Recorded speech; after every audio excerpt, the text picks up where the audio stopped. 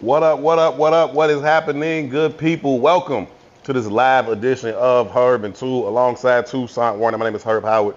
This is where we get together and talk about issues that currently impact the black community. We talk about how those issues impact us as individuals and also how they impact us as a collective, and along with your help, we talk through these issues in hopes of finding the optimum solutions for how we can overcome said issues. Again, overcome them as a collective, most importantly. Thank y'all so very, very much for choosing to be a part of this conversation. As always, your input is valued. It is certainly appreciated. Feel free to add to the conversation whatever you would like. We will read through as many of your comments as possible while we go through the show. We kindly request that you take a quick second to share the broadcast. Also, make sure that you've hit the like button, set the alert so you get reminders every time the page goes live, and make sure you have subscribed to the page. Again, this is Herb and Two. It is intellectual thuggery at its absolute finest. My name is Herb.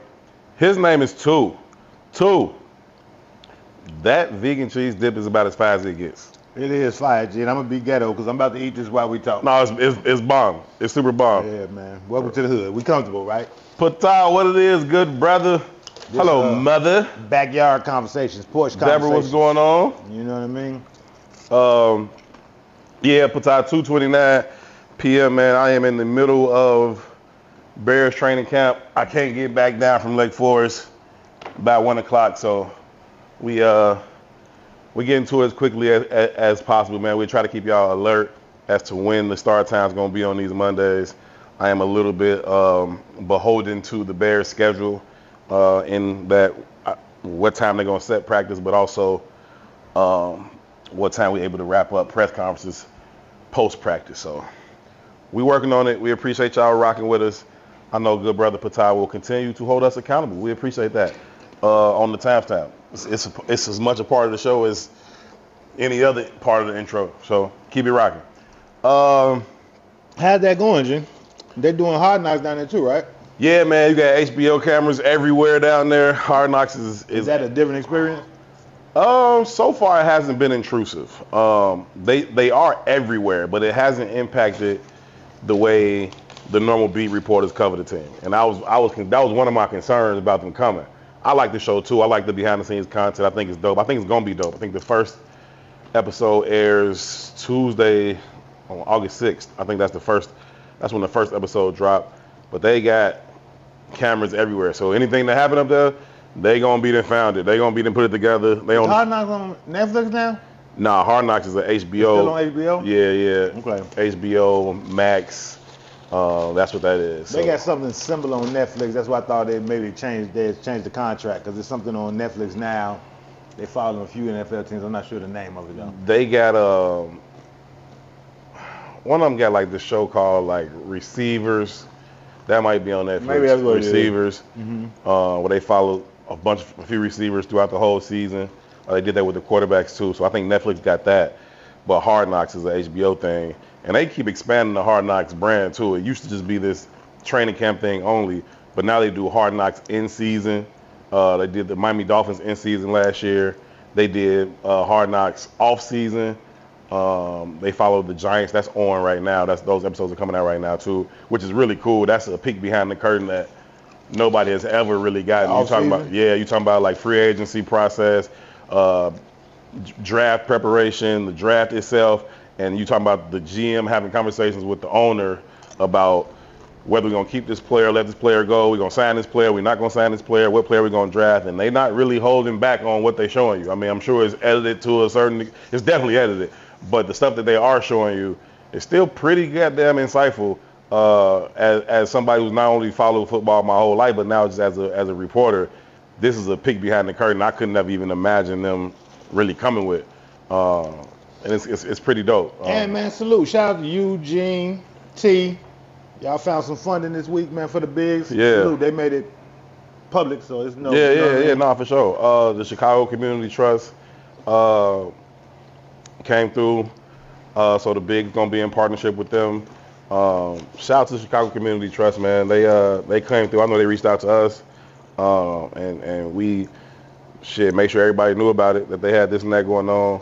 I know Terrence spent a lot of time. on it, man. He stepped away even from the White Sox. He covered the White Sox. That's his daily beat, which he ain't missing nothing. They might be the worst team in the history of baseball. They've been playing baseball for like 200 years. The 2024 White Sox. They that bad? They on pace to be the worst team ever, bro. What's the worst team ever mean? What's like the worst record ever. I know that. I'm saying, what's their record look like? Really bad. They had 70 losses before the All-Star break. 70? 70. They play 162 games. The All-Star break ain't exactly at the midpoint, so it ain't exactly at 81 games, but it's close. And they had lost 70 of them joints. What's the record? I don't know. You don't know? I don't know, but they own it.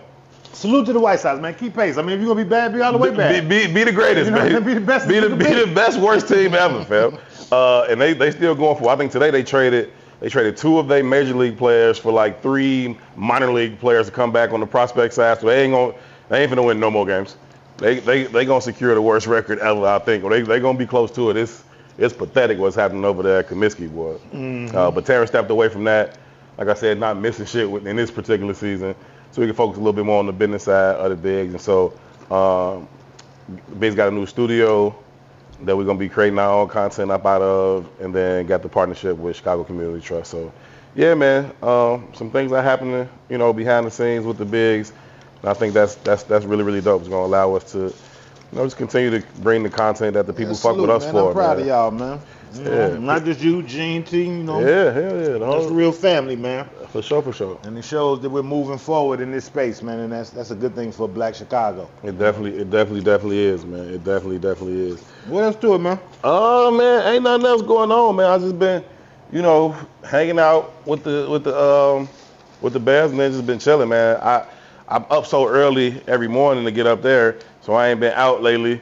You know what I'm saying? Just hanging out or drinking too much, none of that shit. I've been chilling. Although I was outside on Saturday this weekend, it was busting. The whole city was overlit on Saturday. Got up early, went to practice, went to Bears practice, came back into the city, stopped at Whitney Young, my alma mater. It was an all-class reunion. Bruh, the younger Dolphins gotta start coming to this thing. I pull up, youngest class out there. I mean, most recent class represented 1994. That's your class, ain't it? Because I'm 04, so you got to be like 94, 95. Yep. And I'm like, damn. That's really the last time they really had black people, though. That's cap, boy. It was all black when I was there.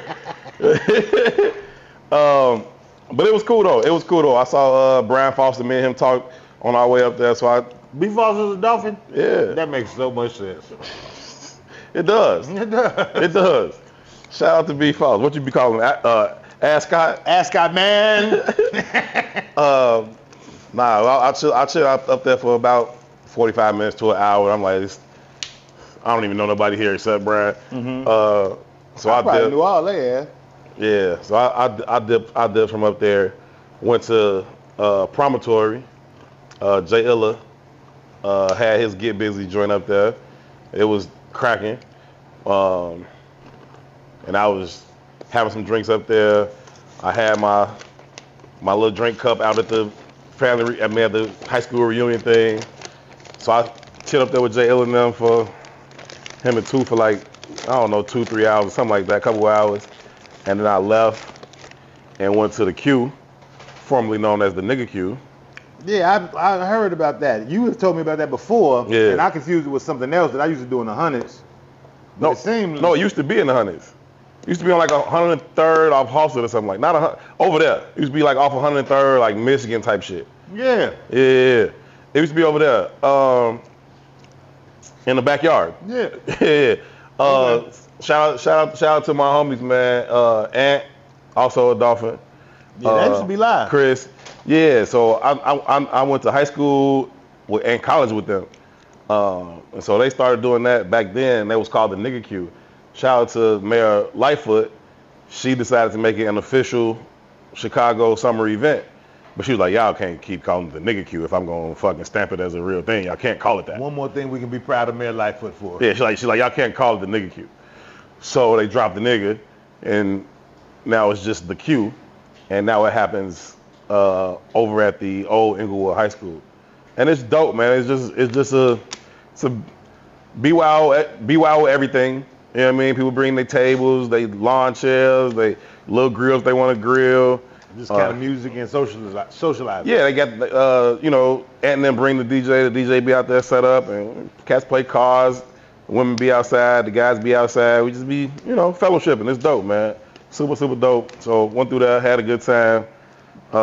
Left there, still had to stop by Red Pepper because that's just my thing and I haven't been doing it.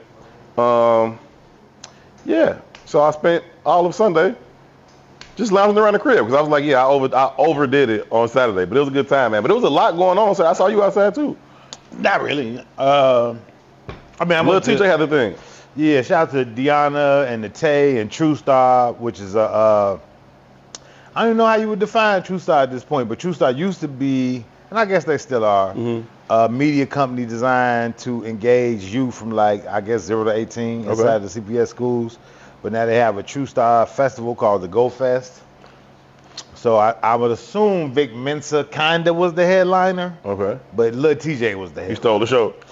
Don't nobody know Vic Mensa. Not knocking Vic Mensa, but it's a kid-friendly kind of thing. Yeah, you know what I mean? So Vic came out, did 1 or 2 songs. He brought one of the big guy from the Chicago TV show. What's the Chicago? The Chi.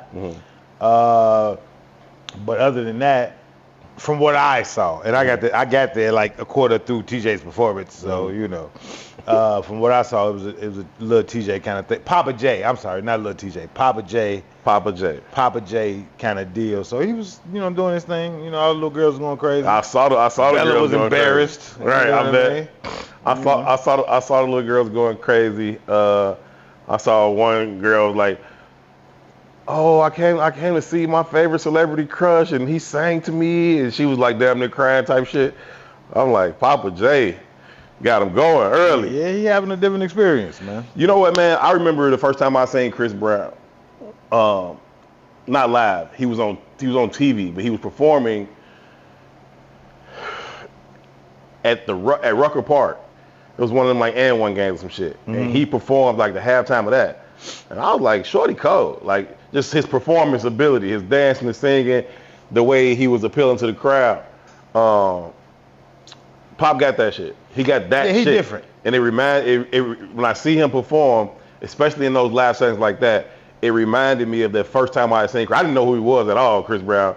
I was just like, damn, shorty cold. He probably gonna be whatever. But he was probably like 14, 15, 16 type shit. Whatever, for like 17. I don't know how old he was, but he was young. I don't know when he started blooding and cripping, but he was. Yeah, but it's funny, man. People think Pop is way older than he is too.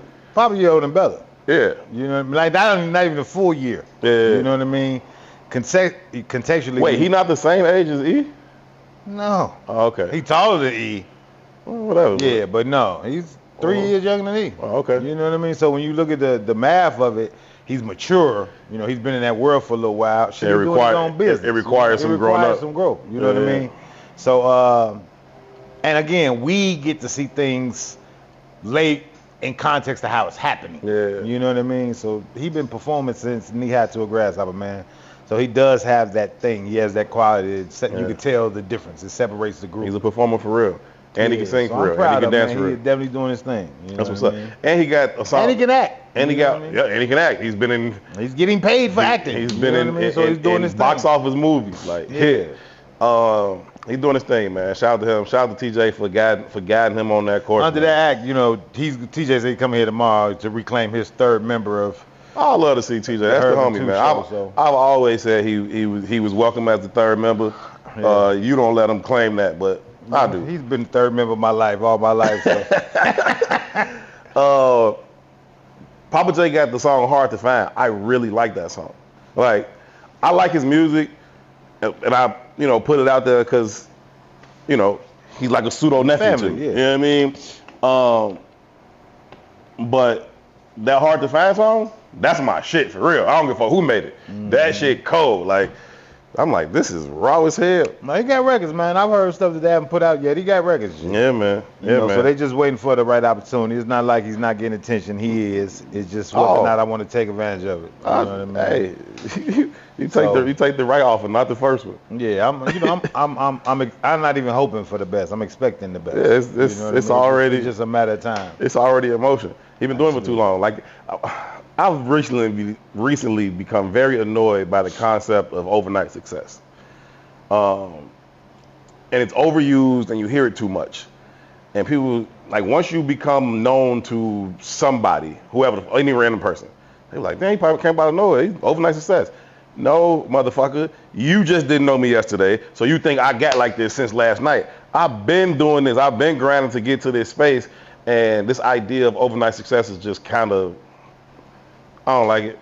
It's not a real concept. It's not. It's 44 million black people in America. That's like hitting the lottery to be some overnight success shit. But just imagine how hard it is getting the message to 44 million just black people. Right. You know what I mean? Or just people. Right. You know what I mean?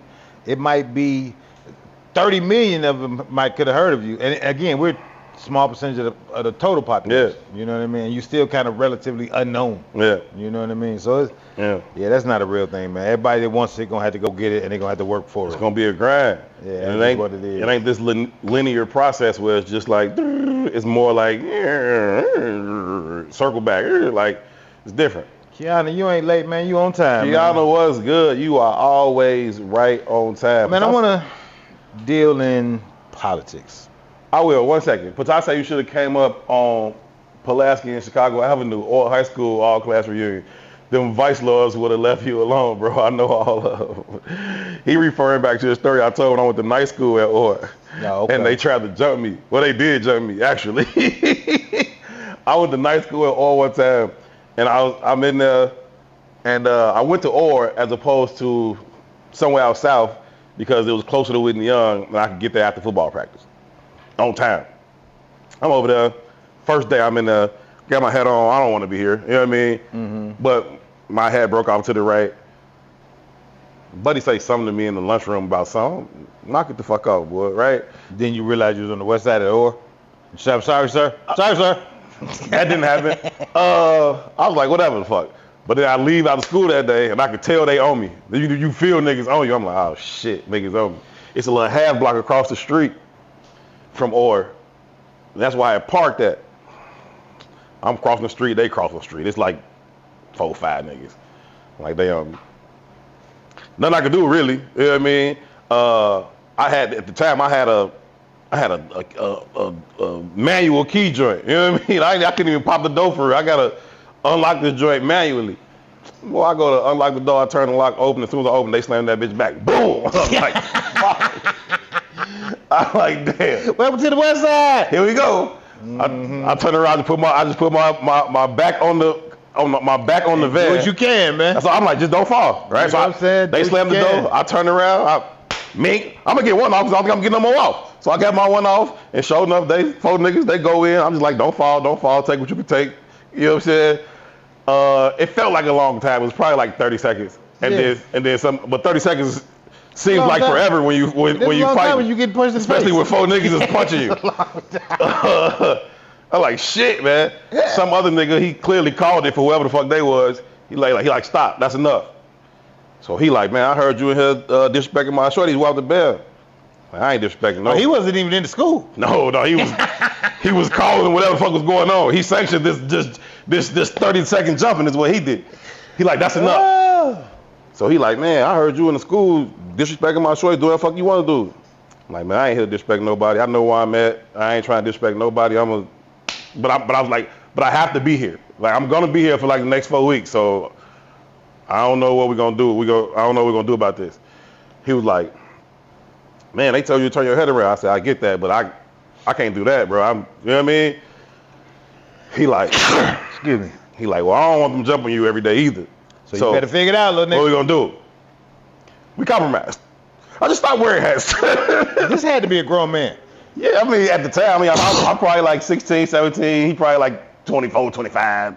You know what I mean? Because he seemed reasonable. That's what I'm saying. He was very reasonable, but I think he at least respected the fact that I wasn't like super shook. Like, it's just what it is. And he was like, all right, well, look, you ain't gonna turn your head around. Just don't wear the motherfucker. I was like, okay, I could. Yeah, y'all was. That's some real political shit that went on. It's a reasonable ask for me to come through here in the next 4 weeks. It was, man. You were a reasonable young man. And get safely back to the South Side. So that'd have been my last day of summer school, and we'd have been very unreasonable.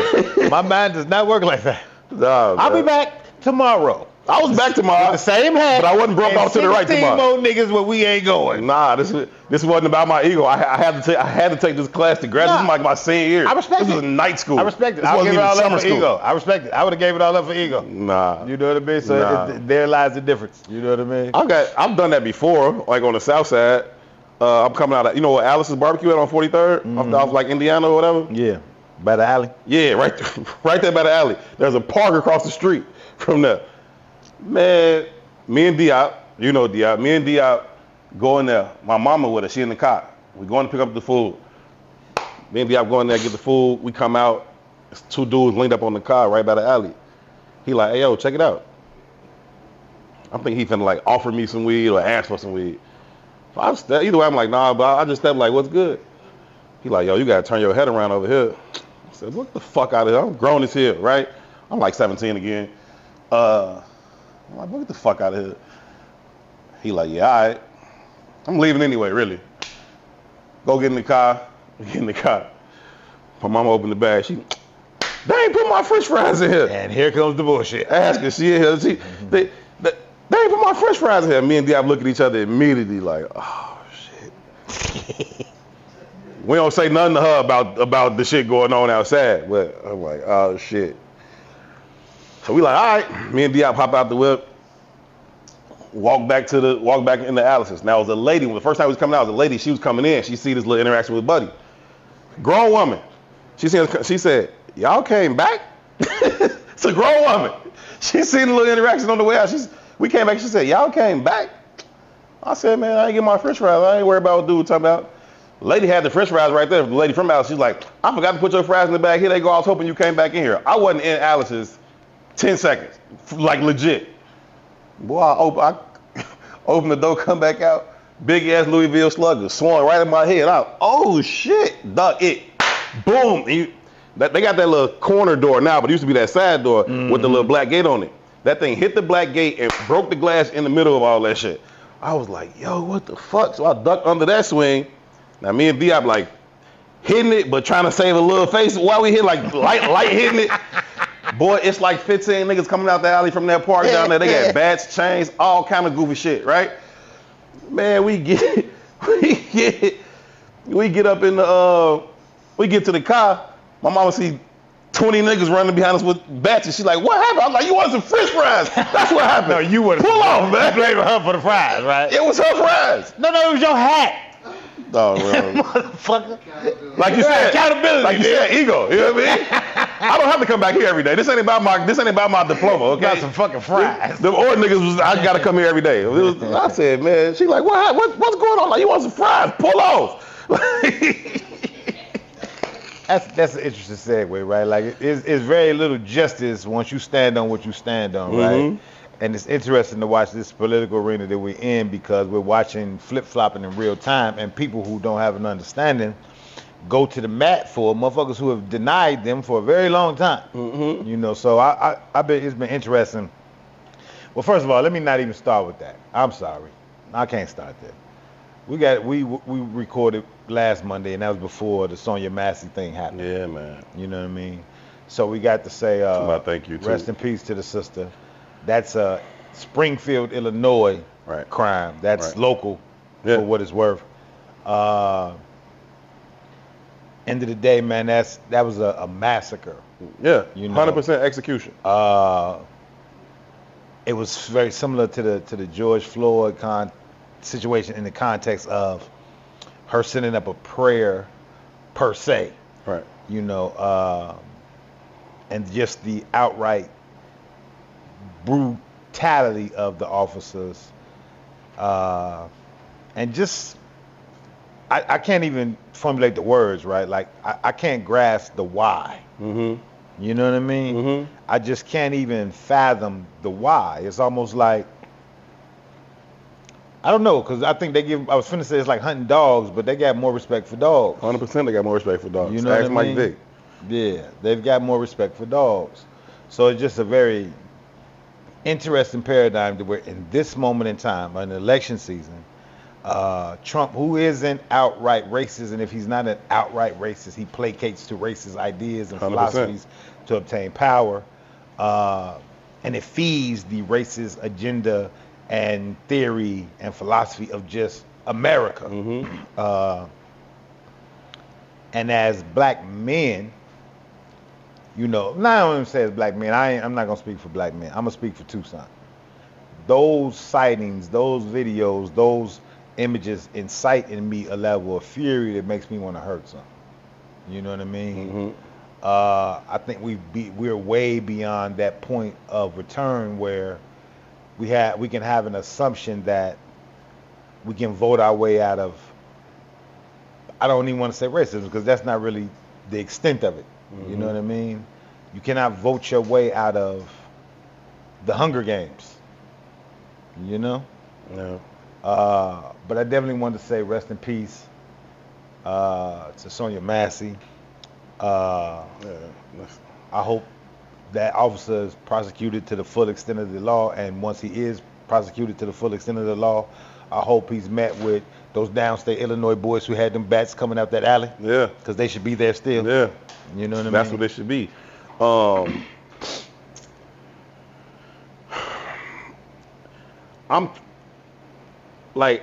I'm beyond trying to figure out like the why. I know the why. There's just no value for black life at any real level in this country. They didn't see her as a human. They didn't see her as somebody's daughter or sister. They don't see that. No way they would have shot a woman with a pot of water, a white woman with a pot of water. I do think there was some mental health issues going on, but she was not threatening. She was docile. She was timid. She was praying. Like, you know what I mean? Like, and to just shoot her in the faces, like, what you on? You know what I mean? And what's sickening to me, in addition to the murder itself, is I think they're going to allow him to say that the pot of water was a weapon. We know that's complete bullshit, but they always find a reason to back these motherfuckers, unless they absolutely cannot. And then they just find a way to give them the minimum, you know, punishment the law can allow.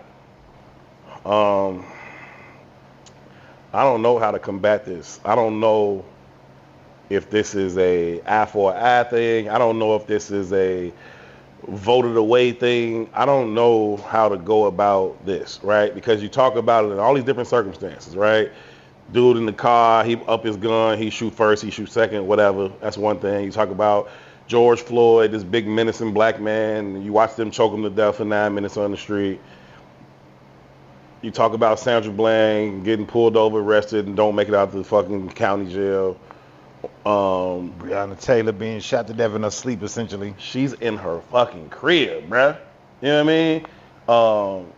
And it goes on and on and on. There's no place for safety. What was the other sister? You didn't even come in her house. You shot her through her window in her house. Yeah, but we can go down the line. We can go to Fred Hampton. These are the same stories. It's not a new story because this is par for the course. Trump is par for the course, right? Trump came out this week and said, and this was not no AI shit. This was a quote out of his mouth, right? Do you want he said two things: the white man or the black? Ain't even say nothing else. No adjectives attached to it, just the black. You know what I mean? That was a quotable. Yeah. You know what I mean? So he's, like I said, he's playing to the racist tendencies and tensions and philosophies of white America. And it's beholding them in a different way. Like they are being emboldened. I'm sorry. It's emboldened by it. Yeah. And again, right, it is the nature of what America is. So that conversation around it's this dichotomy of where you stand, right? And I know we got black men out here on the stump for Trump. You know, I ran into Patah this weekend. He had a Trump hat on. He doubled back to make sure I saw it. Right? A few things. I think we have to grow our perspectives, right? On both sides of the coin. Sure. You know what I mean? We kind of have this kind of fatalist perspective that if it's not this, it has to be Gotta be that. And my argument is that it's neither. What's the Gino and them always say? It's us. It's us. It's us. That's the only conversation that's relevant. It's us, right? I'm not. All of these politicians are fallible in my mind. You know what I mean? I'm not beholden to none of them. Right. I'm beholden to the ideas that grow and move our community. Our problem is we operate as a capture vote, and nobody has to negotiate or give us shit, right? This is the very essence of politics is transactional, right? You get what you pay for. Right? If they know you're going to get their money, if they're going to get your money, it's like the black grocery stores or the black corner stores or, you know, the produce is going to be what the produce is because you don't have anywhere else to go. We don't have to give you good produce. Either you're going to eat this or your ass ain't going to eat. Right? It's like being at the goddamn game or at the goddamn airport. These are the prices. You can't leave here. You're going to either pay it or you're not going to, you know, these are the fucking prices. You know what I mean? And that's how they treat our vote because it's a capture vote. This is what we got to offer you, which ain't shit, and you're going to do it anyway. You know what I mean? We've got to change that philosophy. How do we do that in the face of such fear of the opposition? You know what I mean? Like, I hear a lot of people saying, like, yeah, I don't fuck with Kamala either. But Buddy talking about police immunity, Buddy talking about, and this one is really interesting to me, that, you know, he come out and say, man, don't worry about it. Elect me in November in 4 years. Oh, yeah, No more. I'm the king now. Straight dictatorship, no democracy, which is interesting because I don't know that the president becomes infallible in the eye. Same problem exists with the next president, even if it's not. To encourage us to stand on business about what, even in the same way that we were scared of this nigga the first time, because he was just popping off at the mouth. We thought he was a fucking goofy. Pieces to allow his rhetoric to become law. But there's a quote that says, you will suffer the prison of everything you avoid. Eventually you got to face it, right? And again, it's a change. If we had us, right? If we had us, get dark skin, right? I'm not beholden. I'm not opposed to you. Tendency of black folks in America. Here's what we desire. This is what our vote costs. This is how we can coexist, or we cannot. Or we cannot. It's not about what you look like, which is the ignorance of how we vote, right? Whether Trump or Kamala. The problem with Trump, or not the problem with Trump per se, the problem with Kamala is, or the difference between Kamala and Trump. You can formidably identify him as bad because of the things he says, and he looks like the opposing team. He looks like he has the other jersey on, right? She hasn't really said very much of anything, right? She's not really had the opportunity to, or I don't know how it's played. As a vice president, she's not really been, you know, outspoken in many ways. Before that, you know, who cares what's going on in San Francisco? It's 6 black people there. Right. At the end of the day, you've not really heard from her other than on the campaign stump when she was running for president. And at that moment in time, she wasn't Jill's candidate. You didn't vote for her then. Right. She lost every primary. She was funded. She was very well funded. Right. But she wasn't speaking to you obviously in a way that mattered because she couldn't win the primary. Right. Now, what I see today though is this kind of backlash to Trump, this moving the needle for her progressively instead of treating her like a politician. Right. You're still just a politician. Right. Whatever the angst is about Trump, even if you want Kamala, I'm going to vote Kamala. This is the truth, right? But my vote comes at a cost. All of it should come at a cost, right? My argument is that we're not even asking for anything. We've made her a deity because of she's black and female in the opposition of such and such and such and such. I've written a few things and put them on Facebook. I've said a few things. I've rubbed people the wrong way. You? All the time. Rub people the wrong way? And I'm not even going in yet. I'm gonna go in as we progress. It's gonna get worse, right? Because I ain't even said I gotta prep my audience to be able to listen, right? You know what I mean? Right. But I'm getting direct text from Aunt Gail. I'm getting direct text from my Auntie Millicent, my Aunt Dee Dee, telling me how I'm dumb and I ain't got this shit, trying to figure this shit out right. And they ain't even said it in that way, but they sending me little, right? But they're not getting the nuance of the conversation. Right. Right? She's not offering you shit. She's not offered us shit as a community thus far. Right? And then I'm hearing people jump out the window with lies about her and how it's affected us because they don't know the nuance of politics. Right? So during the last presidential run, they was like, you locked up X amount of black men, you was bad on black men in criminal justice. And then this last week or so, you got this whole TikTok fad of motherfuckers coming out like, here go the facts. And they say it like that and it irritates me. It fucking irritates me, I swear to God. Because they state the facts. It's almost like looking at a basketball player's stats, not really knowing the game. You know what I mean? 100%. His stats I know. can read very differently than he actually plays. 100% I know. You know what I mean? Yeah. So they're coming out and she voted for the First Step Act and she did that. Without the nuance, you don't know what the fuck you're talking about. You don't know what the fuck you're talking about. Because this thing is attached to this thing, which is attached to this thing. And if you ain't did that kind of research, you're just regurgitating political jargon. And because motherfuckers is dumb, that jargon is circulating and people are putting that on their back as factual information as to why these comments that were existing before are bullshit. They're not bullshit. You just don't understand the nuance. You're not studied. You're looking at a stat sheet without an understanding of the player. I think that's where the anti-Trump piece comes in at though, right? Like when you just running full speed this way because you think this thing is chasing you, the idea of trying to figure out what's really the best way for me to go, ain't really, I'm just running as fast as I can. I might jump over this gate, I might hit this alley. That ain't even the right way. You know what I mean? But you're not thinking that way. And so you got some people who just like, she a black woman, she AKA, vote for her. You got some people who be like, she's not Donald Trump, vote for her.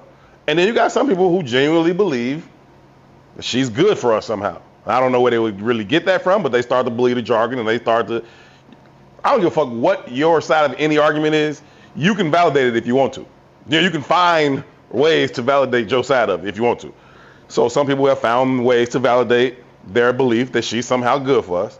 Some people just scared of Trump, and some people just going for the chucks and pearls. Either way, not tripping, right? Not really tripping that y'all want her in the office. What I'm tripping on is how it becomes this divisive thing between black men and black women like everything else, right? So the black man is like, all right, cool. We scared of orange man over here. We want to get the black woman in. Cool. Can we have a conversation about who this black woman is? What she has been? What she's going to be? What she's talking about for us? Or we just Ron Rilla 3 weeks nuptials? Part of the threat of Trump, though, or at least how they've been marketing the threat of Trump, is in the context of him creating like a fascist regime. Right? A fascist regime. Like if you go to like a dictionary and look up fascism, right? There's almost not even like a standardized definition of what fascism is. Right. You know what I mean? It really ain't. You look it up in 3 different dictionaries, you're gonna get 3 totally different answers. You know what I mean? It's very idealistic, right? But one of the mainstays is that it's rooted in an identity construct, right? So the whites that are rocking with Trump, and I'm gonna even say the blacks that are rocking with Trump, have been inundated in this white supremacist philosophy to where they really believe it, right? Part of the problem I have with the response to Kamala is that, not even Kamala, it's the DNC is using or utilizing the same strategies and tactics. It's all rooted in identity rather than rooted in actual policy, rather than rooted in actual growth or change, right? It's who do I like is really the basis of it all. Where's the substance? It's no substance at all. It's not backed by any substance, right? Because it's it's theater, it's theatrical, right? But again, the nuance behind this theater is that it does have real life ramifications on your life, right? When we look at Sonia Massey and she gets her face blown off and he's talking about, I'm about to give immunity to police officers, well then we already know that we have a disproportionate level of racist policing. Right. Right? And we live in the major cities. Imagine what the fuck Springfield looks like. Right. I've lived in Cedar Rapids, Iowa. When I was in high school, my hand to God, one of my partners, a dude named Styles. Nigga's name was real name was Styles. Right. I know what that cat last name Styles. Shout out to Dominique Styles. But Styles went to the penitentiary for 6 years for a joint. That's racist policy. That's racist policing. That's racist legislation. And those are young black boys with no black community to undergird or support them. That's what it looks like. Throwaways. You understand me? You can feel how you want to feel about Chicago. But the fact that a Minister Farrakhan is here, the fact that a Jesse Jackson is here, the fact that a Brandon Johnson can be the mayor is relevant to some of the successes you've been able to obtain in your life. You just said you went to Whitney Young's such and such reunion. Traditionally, Whitney Young has been a progressive black high school. That does not exist in Minnesota. I don't give a fuck what part of Minnesota you in, it ain't there. You understand what I'm saying? That shit is not in Iowa. It ain't there. Right? So a lot of them people are throwaways. And we've had this conversation before about what the police really are. They're undergirding, in most instances, for fair white boys. That is the gang version of black culture. Right? And if I can get away with immunity of moving and doing what the fuck I want, that is dangerous for us. That is very dangerous. That is very dangerous, right? The fact that we have a historical reference point of Jeff Fort saying, come your punk ass over here and I'm gonna shoot the shit out you. We might not be seeing that on television, but that still resonates in the minds and hearts of those police today. They don't go like cowboys in every neighborhood because they know it's somebody in that neighborhood who thinks, moves, and will be undergirded like Jeff Fort was. You not coming over here to do this shit. It ain't. We cowboys too. We with that too. We with that too. That don't exist in Cedar Rapids, G. No. You know what I mean? It's not. It ain't in California. Yeah. You understand what I'm saying? So when we start thinking about the real life ramifications of shit like that, we have to be very conscious in how we move going forward. And again, it's not just in the context of Trump. It's in the best interest of our community to have an agenda and demand of both parties that you meet said agenda. And if you're not doing that, then we're acting in the same capacity as the Trumpers. We really are. No, you 100%. Let me take a parenthetic turn just for a little bit since you mentioned Jeff Fort. And I think that when Jeff Fort and George, you were 100% right, man. I went to school down in Southern Illinois. They was all down there. Part of the orientation to go to SIU in Carbondale was a crash course on where not to go around this motherfucker. Don't go to Anna. Don't go to Cairo. Like this kind of shit. The acronym for Anna was ain't no niggas allowed. Everybody, if you're a Chicagoan and you go to college in downstate Illinois, you start to recognize how rare Chicago is in the context of Illinois. You get South of Kankakee, it don't take you very long to start, and certainly once you get past Champaign, you start seeing Confederate flags, you start seeing just all kind of like dog whistle type shit for, all right now. But you're 100% right, George. But you mentioned Jeff Fort, and I think that when Jeff Fort came out and he did make that historical statement of ain't gonna be no killing without no killing directly statement to the police on fucking the news. I think they was like, whoa. Because they felt that too. Like you say, they still feel it. They felt it then, like, yo, that's a little scary. Lock all them niggas up. All of them. Barksdale, Fort, Hoover, lock them all up. This ain't gonna work. Them niggas is more powerful than the dailies. Or they on their way.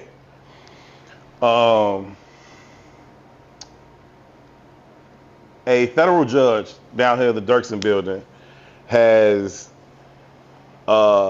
preliminarily at least approved a hearing and has requested that Larry Hoover be at said hearing.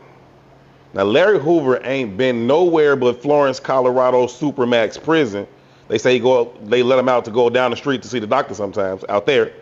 But he ain't been nowhere other than there since 90, I think they moved him there in 93. Because he was locked up here, and they was like, he's still running the shit, charged him with some more murders and like sent him out there. And he ain't seen He ain't had really human contact since. Marion is Supermax, so that's 23 and 1. Right. 23 hours in the cell, 1 hour of sunshine, daylight, or whatever. Right. And they got that here. And he's in Florence at the Supermax out there in Colorado. Either way, the judge is saying, they told the prosecutors, I want him here for the hearing. For the hearing. And the hearing is not to get out, it's just to have a more humane prison experience. Just so he can present his case of why he should receive early release. I didn't even know it was early release. I thought it was just get out to 23 and 1. Just have No. If he gonna leave the hearing and go back on that plane and go back to Florence. This ain't to move him here. No. I mean, I thought the hearing itself was about to get out of a Supermax concept. So instead of the 23 and 1, he just has a regular prison experience. Nah, and I wouldn't even suggest that for him. This is so he can get the early release program that Trump and them put in place. Oh, okay. And so they say he can come back here. I think the hearing is set for like October or November, something like that. And I think it's interesting, man, to fly Larry Hoover back to Chicago, but also on a public date. I don't know. They probably locked the courtroom down, but I just think it's interesting. One, that the judge is like, I'll hear it, and I want him here when I hear it. And two, just that he coming to the city. Well, I don't think Larry Hoover matters. Personally. Yeah, I'm not of the mindset of like, Larry Hoover out, he gonna get these shorties straight. These shorties don't know. No, I don't think they had no context to who he is, his relevance. I also don't think that, I mean, he's an old man. Yeah, I think he's 74, right? 76. I don't even think he's vested in the same way. And even what is the same way. But from a standpoint of humanity and legality and policy and civics. Let him out. First of all, he's in on conspiracy. Right. Y'all ain't never really caught him doing shit. Y'all ain't caught him doing nothing. You know what I mean? The Supermax was sent, and I was, again, back to politics. Larry Hoover, from the penitentiary, started something called 21st Century Vote. Mm-hmm. Because at that time, he still had an anchoring in the streets. When he made a call from the penitentiary, it brought action. 21st Century Vote was, if you local, then you know who Gator Bradley is. Absolutely. That's kind of what birthed Gator Bradley. Mm-hmm. You know what I mean? I don't even know if you was alive then. You might. I don't remember exactly what 21st Century Vote was. I know Gator now. Actually, Gator's he watched our podcast. He's wanted to come on before, but I know he wanted to talk about Gator, but I'm saying the actual response to 21st Century Vote. Like, I remember marches in the streets, and I'm talking about it was like Simeon let out of school today, and everybody had this, all the students from Simeon was in the middle. You know what I mean? It was that kind of political push. Mm-hmm. And as that started to take flight, he also had Ghetto Prisoner clothing line coming. And this is pre-Carl Kanai, pre-black people doing fashion, pre-hip-hop clothing and all that. Right, and that's when he got another conspiracy charge for conversations he was having on prison phones. Now, I don't know what the details of those cases are, but I would almost argue now, with hindsight being 2020, and me having an understanding of the political landscape of America, when a black man can call from the prison and say X amount of things should be happening on the streets, and they start happening in mass, lock him up forever. Yeah. You know what I mean? And way, way, way out there. He with no communication to the outside world, no contact, no phone, like none of that, because he's that dangerous. And I think that, listen, man, I think the gangs lost their way. I think they could have been on to something. I think when you have the likes of Fluky Stokes and David Barksdale, and I see Patat talking about Willie Lloyd, and like you got all these people, all right? And I do think they had the ability and the power to have a massive impact on the community as a whole, on the black community, on the city of Chicago as a whole. I think they had the ability to have that type of impact if they were of like mind and on some real shit, right? Now, I don't know if they would have been able to do that. So much shit had happened.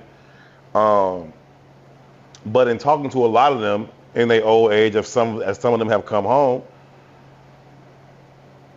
if they would have been able to do that shit, we would have had a fucking black political power base. Like, I think they could have built that kind of shit.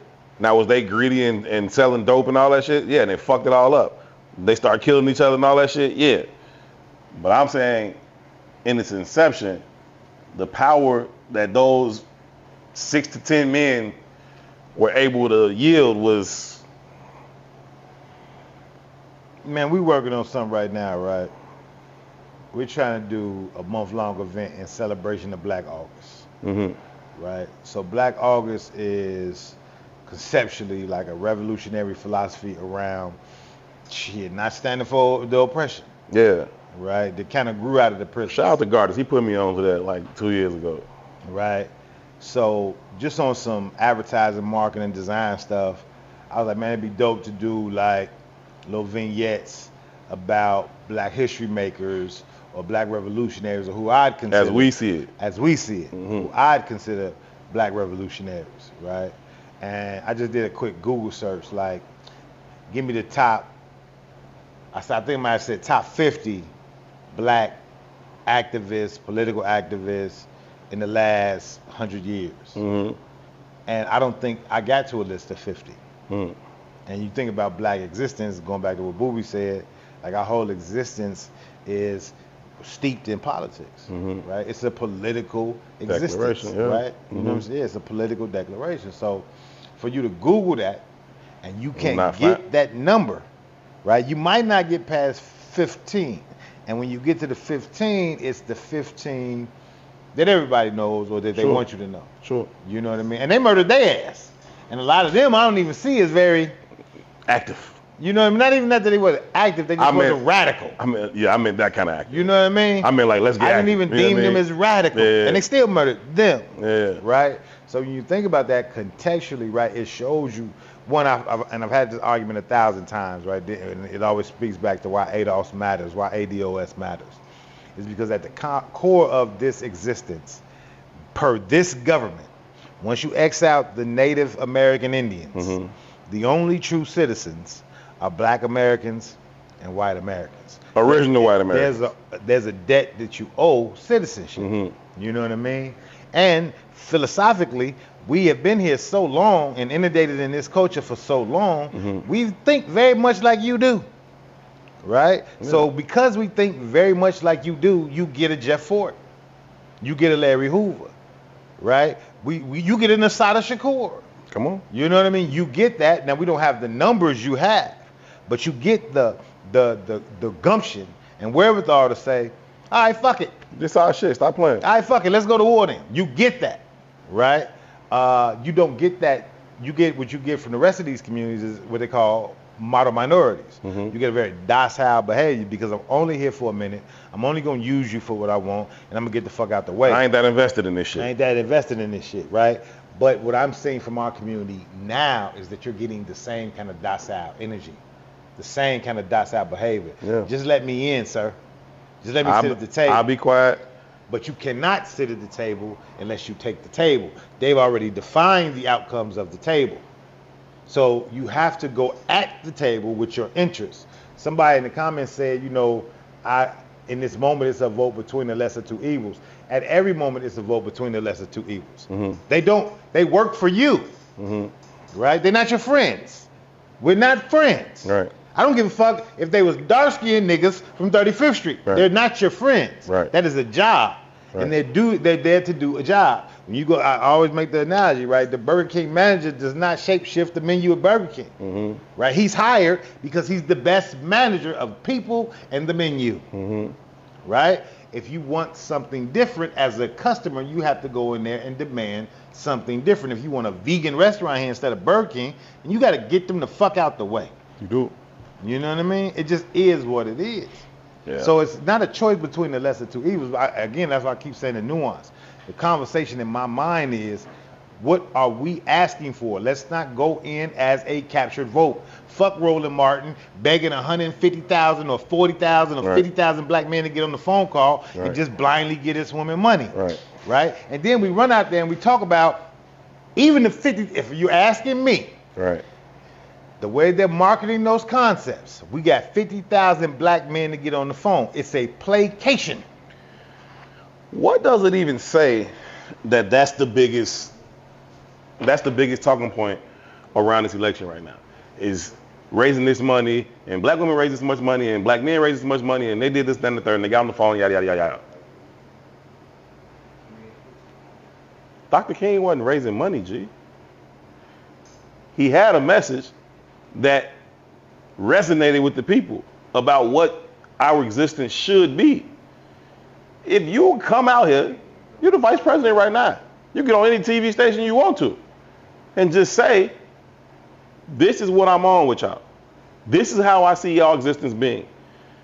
This money shit, like, so you can get radio ads and TV ads and play the fucking propaganda game? You don't have to play the propaganda game. You could just come out here and say what you own, and if we fuck with it, we will fuck with you, period. But you do have to. Jeff Ford didn't take no fucking money to say, if y'all come over here fucking with black people, we gonna fuck with y'all too. You do got to play the propaganda game, though, when it's theatrical, when it's marketing, right? When it's not substantive. Right. But even that, let me tell you how deep the propaganda game goes. There's been again, Roland Martin, who I said a week before Kamala announced, he was on his show, shitting on Kamala as not a real concept. Right? When they put the switch on his goofy ass, he changed up and started tap dancing as fast as he could. He became Bojangles. Right? What you need from me? Right? It's Roland Martin, right? Right. And I'm not a super fan. I'm not a fan of Roland Martin as a human being at all. I've known him personally, don't like him. Right? But I want you to understand how deep the propaganda goes.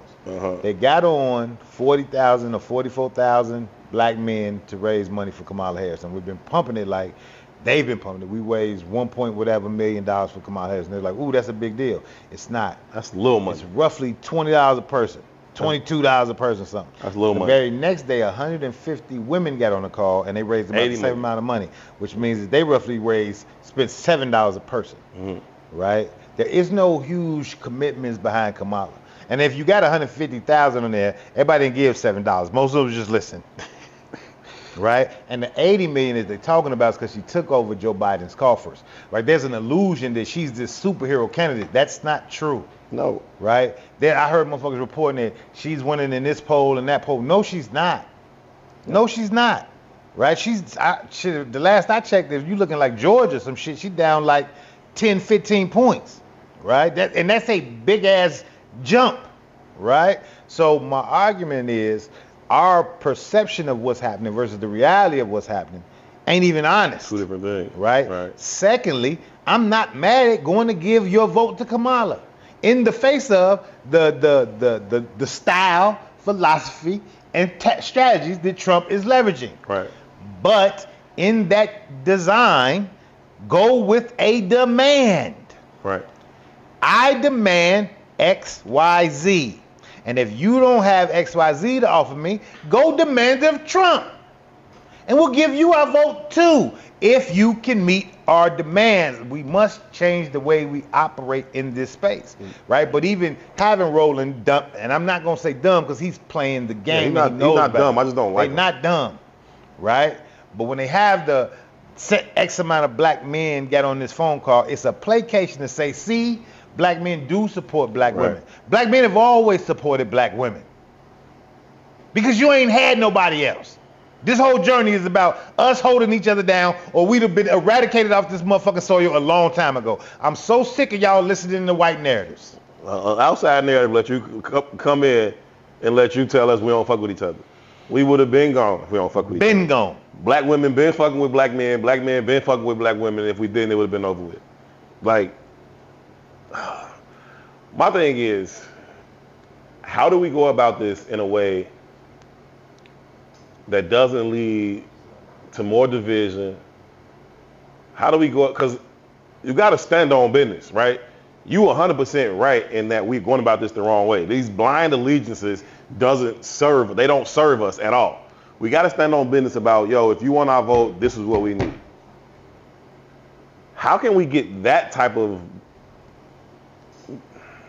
message across or get the buy-in for that type of philosophy without it being this confrontational thing of y'all don't fuck with her? No, I don't fuck with her. I don't fuck with Trump either. I don't fuck with neither one of you niggas. What do y'all got? That's it. And I like the way fucking, I like the Godfather show, the Bumpy Johnson joint. I mean, the Bumpy Johnson joint. Because he navigated all these different relationships.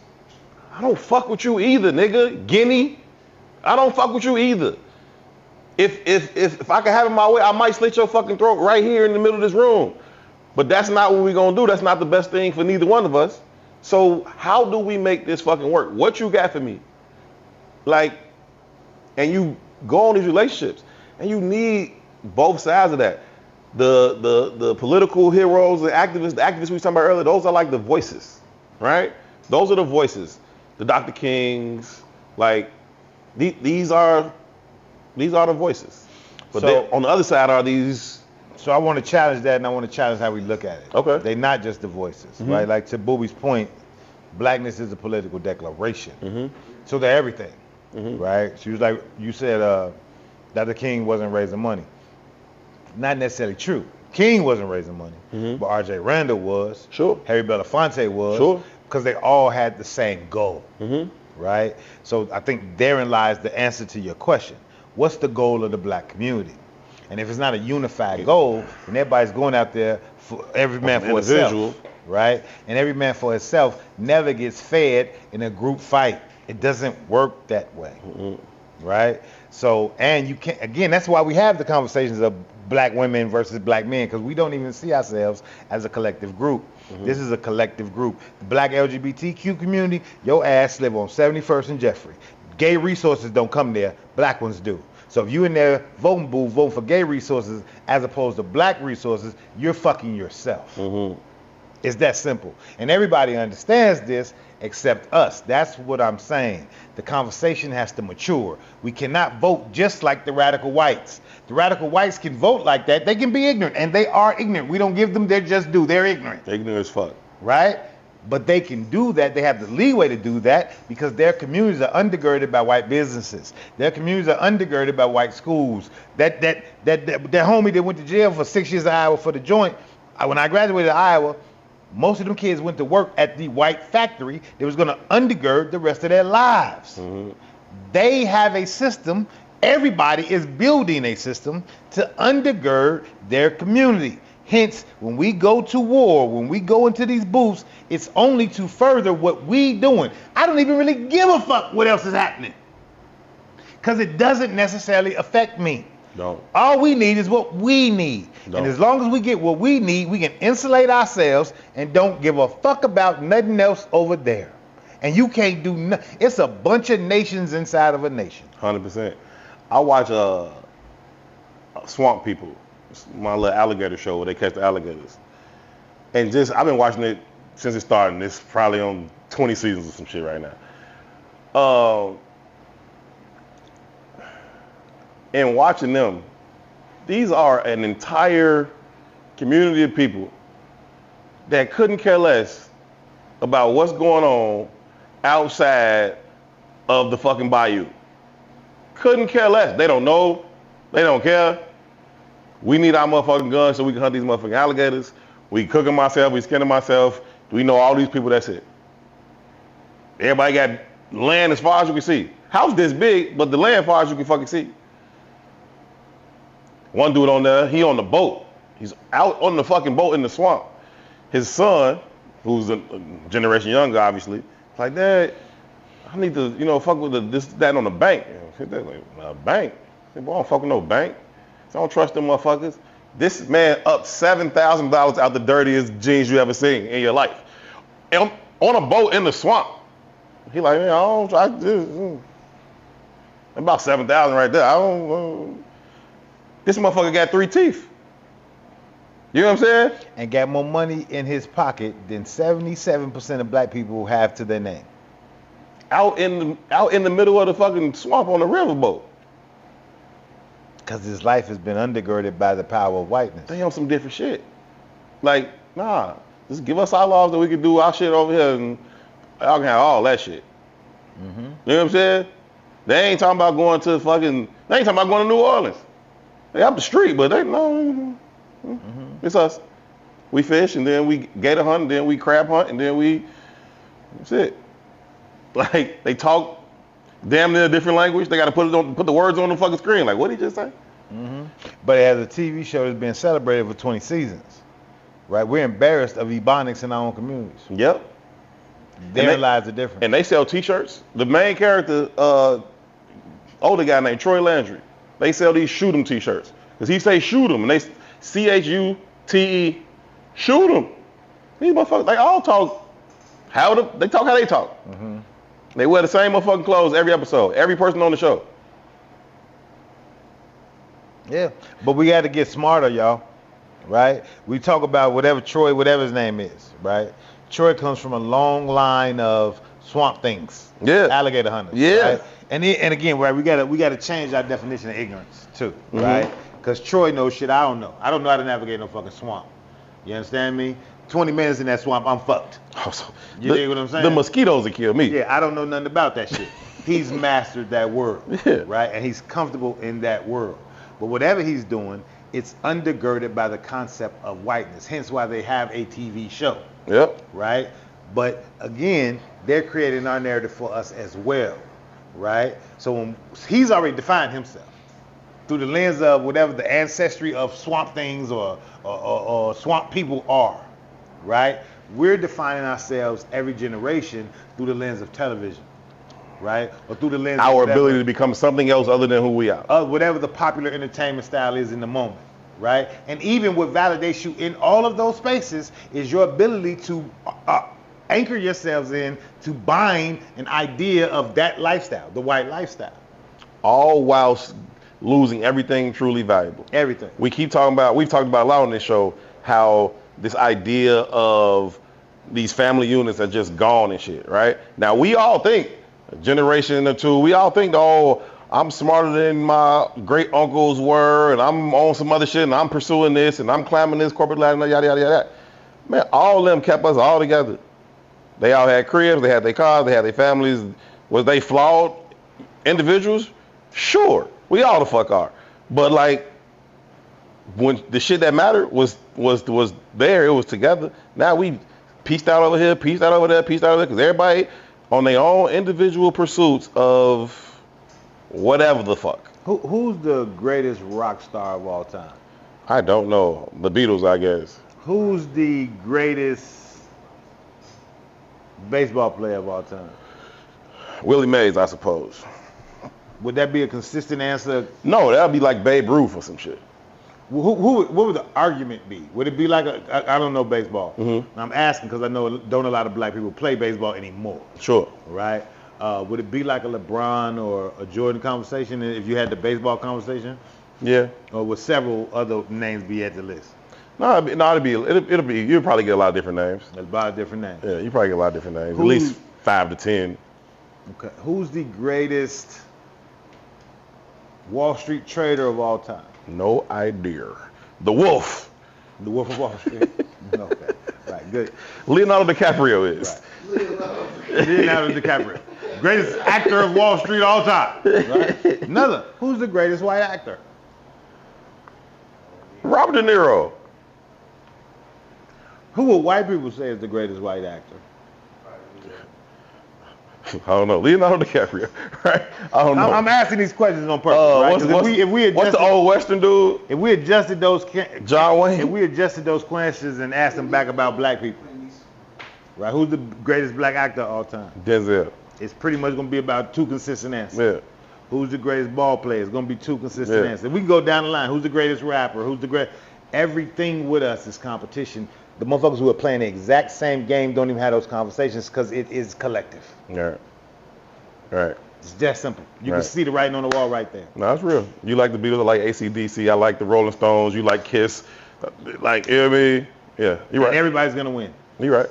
You know what I mean? It's that fucking simple. We'll have barbershop arguments for the past 40 years and for the next 40 years about the same fucking conversations. Because our mindset is always compete against each other. We don't even know about those motherfuckers in the space. Yeah. Where they hold all of the resources. Yeah. 98% of the resources in America is in the hands of white folks. Hence why the motherfucker in the gator swamp with 3 teeth in his mouth can pull out more money out his pocket then you have to your name, and I know it's true because I know the data. Then you have to your name, and I do not mean you are a poor black person. I mean you're upwardly mobile, middle class, at least middle class facing. You can't access $7,000 immediately. I know you can't, because the data supports that you can't. Man, miss the fuck out of me. And this dude who just get up when he want to, do his own thing, work for himself, smoking meth. I ain't gonna put that on the jacket, but he's doing something, and he up seven bands like it was absolutely nothing. You know what I mean? We gotta figure out a different way, man, of what we doing. And two, I want to say this too, two black men specifically, man. Like, I've been watching this Kamala conversation. I am not a Kamala fan at all, right? But I also understand the nuance of politics. In regards to what we need out of the situation, she's the best opportunity for us to get that, but we also need to demand that. But secondly, there is no need to berate her. There's no need to minimize her. And in this moment in time, that's very ineffective in regards to reaching our goals because of the dissension, because of the separation. I want to say this to black women. You all are on the defense because of that kind of behavior. And you think you all are special, and you are special in receiving that kind of behavior. I'd say you are a fool, right? And if you Google any memes of Trump, or any memes of even Barack, or any, I got all kind of memes of Barack in dresses and, you know, the hood with the weed and the waves, and he suffered the same condemnation.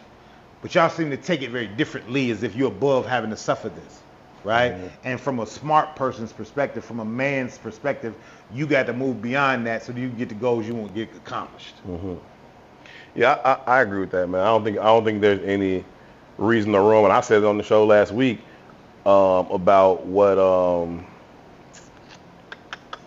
was that came out? What the Reverend that came out and said that she slept her way to this position and that and the third. I don't know. I forgot what Reverend it was. Judge Joe Brown. That's right. It wasn't the Reverend. It was Judge. I'm sorry. Judge Joe Brown. Thanks, Pete. Judge Joe Brown came out, and I referenced that too. And the sister got immediately, man, I don't remember what sister it was, to be honest. But she was like, I can't believe you said that, Herb. I was like, I didn't say what you said I said, but either way, there is no place for that type of rhetoric and conversation. If it's gonna be Kamala, cool, we can get behind Kamala. But can we have an ask of Kamala, or are we just doing this because she's black? And maybe black women feel like it's their turn. We did it for Barack, you do it for us. I learned in the Barack situation. We didn't get shit from that. We did get something from it. We got Trump. So you better pay attention. You better fucking pay attention. Because Trump is a direct reflection of what we got out of Barack. Right? You incited an audience that has the same fears you have of Trump, of Barack. And now you got the more aggressive version of whiteness. Right? That's what you get for voting the lesser of two evils. More evil. That's what you got. Trump, if not for Barack, do you think Trump could exist? No. Not as a president, for goddamn sure. No. Yep. No. And it goes in cycles like that. Because everybody just run from one extreme to the next. George Bush was fucking stupid. Barack, highly intelligent. Motherfuckers like, listen, I know he black, but this dumb motherfucker for 8 years, we can't keep doing this. So you get Barack, and you're like, whoa, nigga for 8 years, we can't keep doing that. Get this. I'll go further. I say it all the time. I'm the first generation of Americans born to have less resources than their parents. This country is on a downshift. We've not lived life like the rest of the world, ever. We're a very young country, and we've had a great experience at being countrymen. In comparison, right? There are no shanty towns in America. Right? There's homelessness, there's people that's fucked up, but the motherfucker at the lowest level of our totem pole, i.e. public house and shit like that, you got indoor plumbing. You got cable. You understand what I'm saying? You got hot water. We don't have shanty towns. We don't have motherfuckers taking showers when it rains. We don't have the level of poverty that most of the world sees, right? But if you do the math, and me being the first generation of Americans How long will it born take with before we less are? resources, Right. the game is changing. So as the game changes, those in higher elitist positions still must protect their resources. So they hit you with the banana in the tailpipe of this theatrics and theater of politics, right? This racism, all this outside noise shit. So you forget to do what you're supposed to do, which is operate in your best fucking interest in any situation, right? It don't matter. It's always amazing to me, like you're on the highway and it's traffic everywhere, and you realize that everybody's slowed down just because there's a fucking car accident and everybody's being nosy on the side. If a motherfucker's thinking though, he gonna bypass all that shit and beat it to his space get it an hour early. All he gotta do is not be focused on the bullshit that everybody else focused on. He gonna gut right through that shit. That's life. They gave us bullshit to look at while they're robbing out your other pocket. You know. You got anything? I see Chris say the body cam on police came during the Obama administration. You got any interest in the Olympics? You don't need no body cam if you got Jeff Force in the neighborhood. I'm just saying. I think we need that too. I think that's relevant too. And no, I don't got any interest in the Olympics. I ain't really watched none of it. Maybe I get real patriotic every 4 years. I get real patriotic every 4 years. Even in the midst of like all the real American shit and all the government shit. And I'd be like, this American experiment is bullshit. Thing, we should be patriotic. And we should understand what that really means. We should be we are American. Right? Which is the conversation we have around xenophobia, which is the conversation we have around everybody else know we're American. Why the fuck don't we know it? But I'm saying like, for 3.5 years, I'd be like, that flag gives me pause. It does. When you pull up in the neighborhood and you see that, your first thought is racism. Yeah. Right. Again, back to citizenship and what's it mean. Right? We need to take full advantage and authority of our citizenship. Right. That's being actively engaged in citizenship. Right. What is it here for me? Why is it here for me? You owe it to me. Let me get it. Right. Run me that. Stop settling for being treated as third world representatives in a first world country. Right? The Venezuelans come here and take on more resources, but they cannot deny you those same resources. By law, they cannot deny you those same resources. But you ain't engaged enough to even fucking know. We got vocational high schools in this city with vocational programs that are graduating percentages of Hispanics at a rate that you couldn't understand. They're walking out them fucking schools with jobs in the $70,000 to $100,000 range. We don't have no money and we won't access the program. Right? There's the NACA program for housing, where they're giving character loans for housing instead of based on your goddamn credit ratio. We won't access the programs. One, granted, we're not in tune. We operate as if we're not part of it. We're not engaged enough to know it's here, right? But the Hispanics come here and they're flourishing, right? Half the Venezuelan population got vehicles already. They sleep on the streets for a little while, then they're not sleeping on the streets no more. That's right.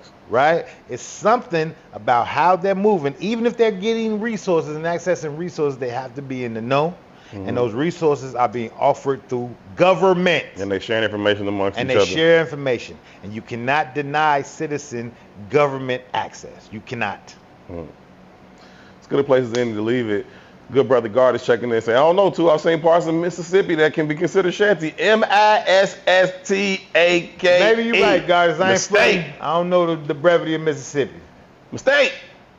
Shout out to Chris Rock. We got to go, man. Appreciate y'all for tuning in. As always, y'all's input was valued and certainly appreciated. Y'all came with stuff today. Before y'all leave, hit the like button. Before y'all leave, hit the like button. Also, make sure you be subscribed to the page and share the show with at least one person that you think would find it valuable or add value to it. As always, we love and appreciate y'all. Huge shout out to Ron, Rilla, and P.I. Be on the lookout. Save the date for... Go back to them comments real quick as we close out. I'm sorry. Save the date for sometime later this year. Ron will be having a baby shower. Save the date for that. But shout out to them doing the hard work behind the camera. Shout out to E4O For 2, I'm Herb. Y'all be good to each other. Peace. Salute.